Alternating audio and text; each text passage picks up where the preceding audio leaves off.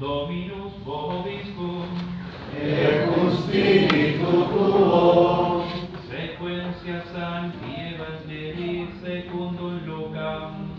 Gloria a tibi, Domine.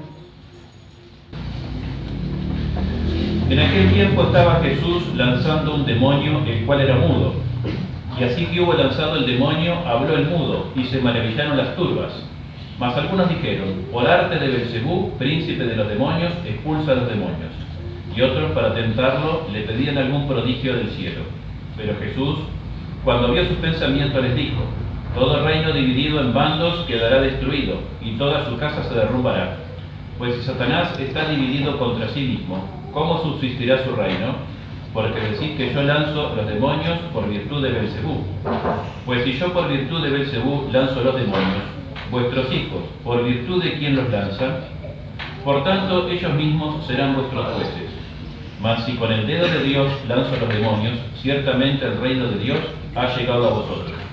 Cuando un valiente armado guarda la puerta de su casa, está seguro todo cuanto posee.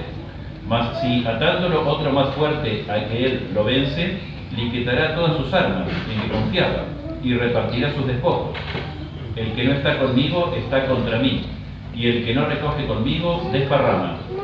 Cuando un espíritu inmundo ha salido de un hombre, anda por lugares áridos buscando reposo, y no hallándolo, se dice: volveré a mi casa de donde salí, y tornado a ella, la encuentra barrida y adornada. Entonces va y toma consigo otros 7 espíritus peores que él, y entrando en ella moran allí. Y así, el último estado de aquel hombre viene a ser peor que el primero. Y aconteció que, diciendo él esto, una mujer en medio del pueblo levantó la voz y clamó: bienaventurado el vientre que te llevó y los pechos que te amamantaron. Y él dijo: bienaventurados más bien los que escuchan la palabra de Dios y la practican. Este próximo viernes 25 de marzo, día de la Anunciación, tendremos misa a las 8 de la noche. Justamente la Anunciación es el momento de la encarnación del Verbo, y se fija la fecha, fíjense, justo 9 meses antes de la Navidad, pues el día de la concepción de Jesucristo. Entonces el 25 de marzo y el 25 de diciembre, 9 meses después, el nacimiento. Bien, entonces viernes 8 de la noche, después lo pongo también en el grupo. Hoy tenemos este texto sagrado. Vamos a tomar algunos comentarios que hace el padre Castellani sobre este texto. En primer lugar, reseña el nombre de este demonio que se acusa que es el que obra en Jesucristo, ¿no? De modo blasfemo. Belcebú. Belcebú quiere decir el señor de las moscas. Bel o Baal, en idioma mesopotámico antiguo, significa señor, así como nosotros decimos el Kyrie, o le decimos a Jesucristo Señor en castellano, ¿no? Kyrie en griego, Dominus en latín, y Baal en mesopotámico antiguo, en las lenguas mesopotámicas de la zona de Palestina.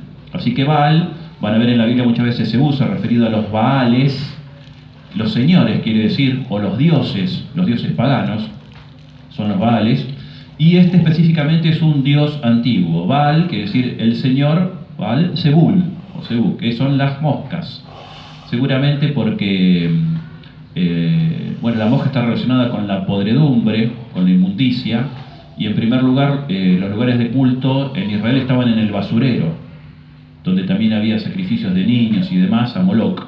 Entonces se relacionaba los dioses paganos con la basura, con la inmundicia, y porque seguramente también muchas de las víctimas que ofrecían a los dioses se pudrían después, los sacrificios de animales o de personas que hacían, y eso juntaba moscas, y entonces relacionaban las moscas con esta deidad, Baal Zebú.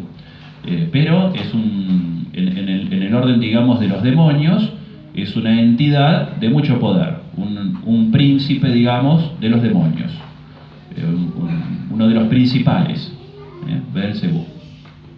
Lo que había pasado entonces es que Jesús había curado a una persona. Los padres de la iglesia señalan 3 curaciones que hizo: un ciego y un mudo, o sea, la misma persona. Lo que pasa es que un evangelio dice que era ciego y otro dice que era ciego y mudo, así que se dan esas 2 curaciones, pero además estaba endemoniado.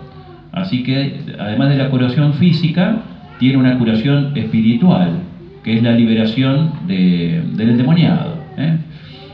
Bien, y justamente Jesús le echa en cara a los fariseos, aunque el texto de hoy no dice que eran los fariseos, entendemos que eran ellos, porque la gente se quedó maravillada viendo lo que había pasado, y como no podían negar el milagro que había hecho a Cristo, el único recurso que le quedaba a los fariseos es decir, sí, hizo un gran prodigio, pero lo hace porque en él obra el poder del demonio en esta persona. Y entonces por eso Jesús tenía ese poder. Entonces Jesús les va a señalar también ese pecado en otro evangelio paralelo, donde va a desarrollar el tema del pecado contra el Espíritu Santo. Es decir, ver una obra que realmente es una obra de Dios, pero considerarla como que es una obra del demonio. Ese es el pecado contra el Espíritu Santo. Al final va a terminar dando dos parábolas el Señor, la del fuerte armado y la del demonio que es expulsado. El fuerte armado, él va a decir, bueno, cuando una persona fuerte, imaginemos un príncipe que está en su castillo encerrado con armas, ¿no? Sobre todo en las épocas antiguas, era una fortificación inexpugnable, pero si viene alguien más fuerte y lo vence, es decir, conquista el castillo y lo despoja de sus armas, quiere decir que tan fuerte no era y que ha sido vencido. Esa parábola la está atribuyendo Cristo indirectamente a sí mismo. El fuerte armado es el demonio, que hasta ese momento se consideraba seguro en esta tierra y con poder. Pero al entrar Cristo a obrar, empieza a ser derrotado. Y entonces ya no es tan fuerte, y va perdiendo autoridad. Y después la explicación esta del demonio que es expulsado y va por lugares desiertos, ejemplificando lo que pasa a una persona que habiendo estado poseída y habiendo luego sido liberada, pero al no llevar una vida piadosa, corre el riesgo de quedar nuevamente poseído.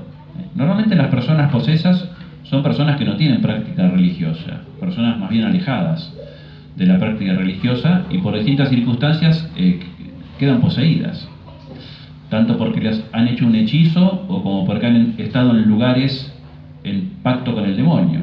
Bien, ahora si esta persona luego se convierte y cambia de vida, bueno, va a poder llevar una vida normal, pero si abandona la vida piadosa, abandona la vida de fe, corre el riesgo de que esos demonios tarde o temprano vuelvan, pero no solo ya el que estuvo, sino otros 7 peores, como dice el texto. Y por eso dice Jesús, el estado de esa persona al final es peor que al principio. En la primera posesión más o menos anduvo bien, pero la segunda ya va a ser muy fuerte, y posiblemente muy difícil incluso que sea liberada con exorcismos, justamente porque hubo una negligencia en la persona al no llevar la vida cristiana. Bien, por supuesto que los hebreos creían en general en los demonios, sobre todo los fariseos, pero en general la gente lo creía. Los que no creían en la existencia de seres espirituales eran el grupo de los saduceos, de lo cual formaban parte principalmente los sacerdotes. La casta sacerdotal formaba mayormente parte del grupo de saduceos, pero no creían ni en los demonios, ni tampoco en los ángeles, ni buenos ni malos, y tampoco creían que hubiera vida después de la muerte. Después de la muerte, acá se termina todo. Bien. Por supuesto que todas las enfermedades también en general eran adjudicadas al demonio, o a los demonios, lo cual a veces es cierto, pero como sabemos no siempre. A veces son simplemente virus o bacterias y nada más.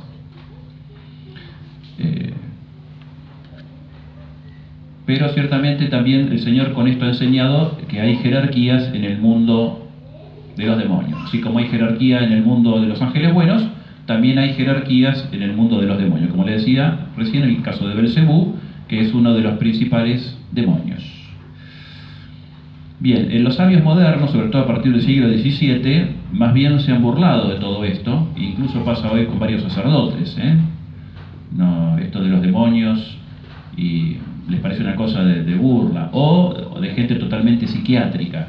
O sea, adjudican a cuestiones meramente psiquiátricas los desbordes de una persona posesa, y nada más. Pero descreen totalmente de que con oraciones pueda una persona quedar liberada de algo que ellos creen que no existe, y entonces no tiene ningún fin. Lo dicen muchas veces abiertamente.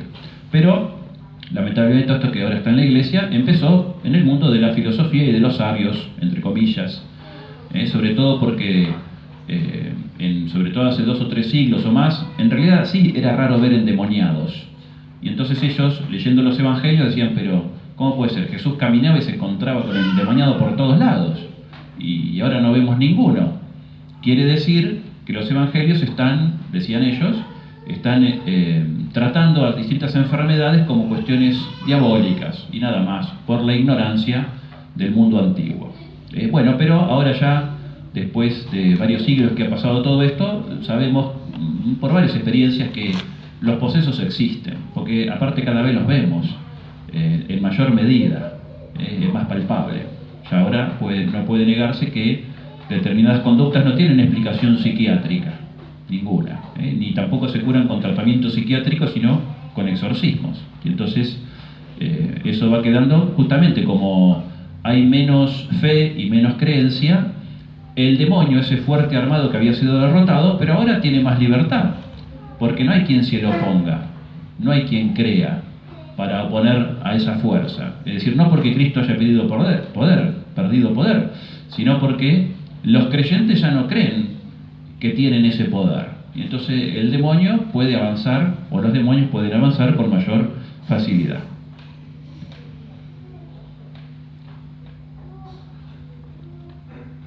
Bien, sea como fuere, los fariseos no negaron entonces que Cristo había hecho un milagro, ¿no? Sino que se lo adjudicaron entonces al demonio. Porque, como en tantas otras veces, la gente decía, ¿acaso este no será el Hijo de Dios que tiene tal poder? No es el Hijo de Dios, decían los fariseos, simplemente obra por obra del demonio. Y acá venía entonces, no en el Evangelio de hoy, sino en el paralelo de San Marcos, Jesús va a desarrollar el tema del pecado contra el Espíritu Santo, el pecado que no tiene perdón, no tiene ningún perdón. ¿Cuál es el pecado contra el Espíritu Santo entonces, ¿no? ¿Y por qué es imperdonable? El catecismo de Astete, el antiguo catecismo, lo enseñaba, así que los chicos antiguamente sabían cuál es. Y decía el texto, ¿qué son los pecados contra el Espíritu Santo? Son pecados que no tienen perdón, ni en la tierra ni en el cielo. ¿Cuáles son? Son 6. La impenitencia final, esto quiere decir el no arrepentirse en el lecho de muerte, no arrepentirse de los pecados, porque aún en esa instancia final, si la persona pecadora se arrepiente, aunque no reciba el sacramento de la unción, ciertamente tiene esperanza de salvarse, porque ahí está hablando del arrepentimiento, que es una gracia, pero hay gente que no se arrepiente, y aún en el lecho de muerte. Eso es la impenitencia final, y claro, es un pecado contra el Espíritu Santo, porque al no pedirse perdón, no se puede esperar que Dios perdone, porque el perdón no es gratuito, no es automático, requiere que la persona quiera recibir el perdón, pero si se niega y no quiere, es más bien la actitud de los demonios. Los demonios, aunque se les ofreciera el perdón, supongamos por un absurdo, no lo aceptarían, no quieren, ellos no quieren arrepentirse, ni les interesa volver al cielo, en lo más mínimo, jamás. No, aunque les den la posibilidad y les den beneficios que pudiera haber algún tipo de beneficio espiritual, no lo querrían. Están afirmados en su impenitencia. Ese es un pecado, por eso, contra el Espíritu Santo, y por eso no puede recibir perdón, no porque Dios no quiera darlo, sino porque la persona no quiere recibirlo. Y nadie puede ser obligado a recibir el perdón, por más que queramos, o por más que la teología actual quiera insistir en que eso es posible. No, es imposible. Primero, entonces, la impenitencia final. Segundo, la desesperación de salvarse, que es el pecado de Judas. Desesperar ya, para mí no hay salvación, no hay nada que hacer, entonces Judas ahí se ahorca, ya desespera. Si hubiera vuelto y pedido perdón, sin duda hubiera sido perdonado, pero desesperó, perdió esperanza sobrenatural del perdón de Dios. Ese es un pecado contra el Espíritu Santo. Tercero, la presunción de salvarse sin méritos. Todo el mundo se salva, no hay que hacer nada, ni obrar nada, ni rezar nada, porque nos salvamos todos. Bueno, claro, es una grave presunción, porque entonces no hay ningún freno para nada, ¿no? Ni nada que pedir, ni nada que agradecer, ni nada que hacer con respecto a Dios. Cuarto, la obstinación final, esto es hasta el último momento obstinarse en el pecado, en la mala decisión, en apartarse de Dios y no querer dar marcha atrás. Quinto, impugnar la verdad conocida,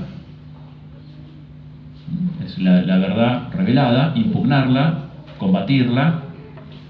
Y último, la envidia de la gracia ajena. La envidia, el sentir tristeza al ver una persona santa. Una persona santa, una persona piadosa, hay gente que la odia o tiene tristeza de ver una persona cristiana. Eso, claro, es un pecado contra el Espíritu Santo, porque eso es bien satánico, es lo que sienten los demonios. Los demonios ven a una persona piadosa y sienten tristeza, más de la que ya tienen, ¿no? Y odio. Pero esto también es lo que le pasaba a los fariseos, por eso odiaban a Cristo. O sea, ¿qué más podía transmitir Cristo que santidad y bondad? Sin embargo, esa actitud de Cristo a ellos les provocaba repugnancia y por eso lo detestaban. Pero eso mostraba el estado del corazón de esas personas. Veían a alguien con santidad y lo despreciaban. Bien.